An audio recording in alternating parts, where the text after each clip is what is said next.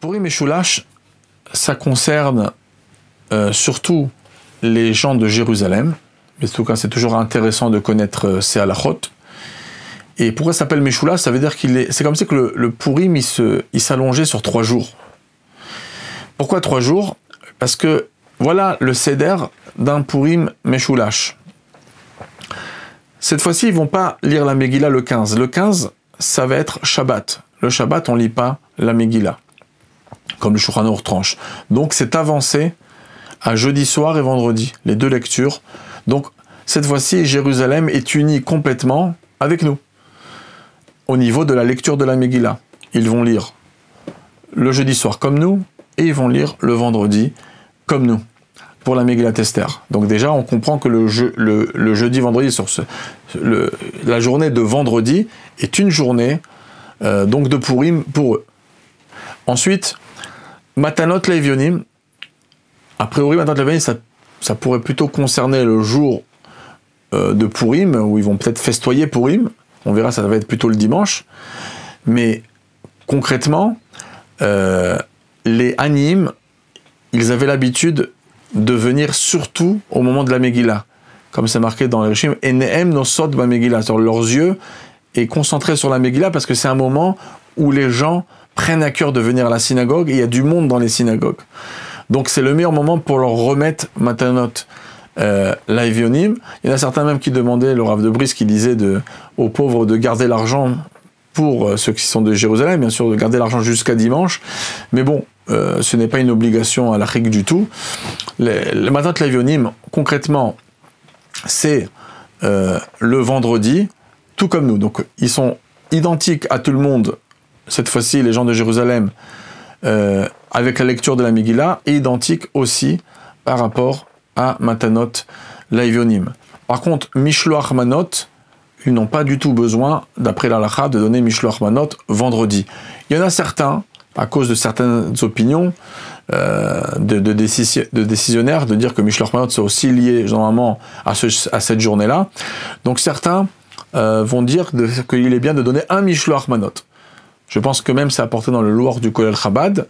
On n'a pas trouvé ça dans les Sichot du Rabbi, mais en tout cas, c'est apporté que c'est bien. Bon, c'est un hidour, c'est pas compliqué. De toutes les manières, très souvent, même dans une année normale, on offre des fois à des personnes au travail un Mishloach Manot, même que c'est, comme j'ai dit avant, on n'est pas quitte. Bon, ça peut se faire. Bon, en tout cas, ce n'est pas une obligation. On va appeler ça un hidour, mais pas une obligation. Donc en vérité, la seule obligation qu'ils ont, c'est la Megillah, et c'est comment on appelle ça, la Megillah plus Matanot Leivionim. Ensuite, le Shabbat, pourquoi c'est aussi Purim, un peu l'ambiance de Purim Shabbat pour eux? Parce que le Alanissim qu'on fait, nous, le jeudi et le vendredi, jeudi soir et vendredi, qu'on fait que ce soit dans Arvit, dans les prières de Shachrit et de Mincha, ou bien dans le Birkat Hamazon, eux, ils vont le faire le Shabbat. Ça veut dire vendredi soir et Shabbat, lorsqu'ils vont manger, ou ils vont prier, les Yerushalmim, ceux qui habitent Jérusalem, vont faire Alanissim. Donc, et la lecture de la Torah que nous, à Purim, on lit la Torah le vendredi, Vayavo Amalek, eux, cette partie de Vayavo Amalek, donc nous, dans le monde entier, on va sortir en général un Sefer Torah et le Shabbat, parce que pour nous, ça sera plus Purim, ça sera Shushan Purim. Eux, ils vont sortir un Sefer Torah en plus pour lire la partie de Vayavo Amalek. Donc ça, c'est la lecture à Jérusalem. Donc ils ont Alanissim et la paracha à lire en plus d'Amalek que nous lisons le vendredi. Donc ça, c'est déjà encore une deuxième journée pour eux de l'ambiance de Purim. Et le troisième jour de Purim, ça va être le 16 Adar cette fois-ci pour eux.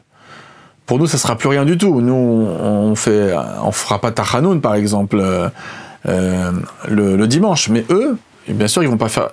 Nous, on va faire, Tachanoun. Eux, ils ne feront pas Tachanoun. C'est un jour de Purim.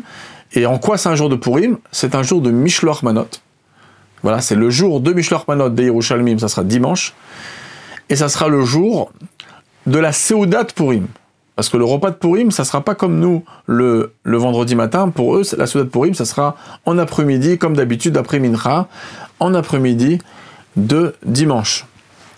Et c'est là-bas qu'ils... alors, est-ce qu'ils vont faire Alanissim ou pas? Le Alanissim dans le Shulchan Aruch, c'est marqué uniquement le jour du Shabbat, mais certains font Alanissim aussi dans le Birkat Hamazon. C'est bien de le faire juste avant les Archaman ou Isakenu. De toute façon, là-bas, quand des fois quelqu'un l'oublie, il peut le rattraper. Ben, dans cet endroit-là, de toute manière, le Birkat Hamazon, Alpi Alacha, il est déjà terminé par Ali Chasrenu. Donc, il ne faut pas s'inquiéter de faire une interruption dans le Birkat Hamazon. Donc, c'est une bonne chose de faire ce Archaman, de Alanissim, aussi le jour donc de dimanche.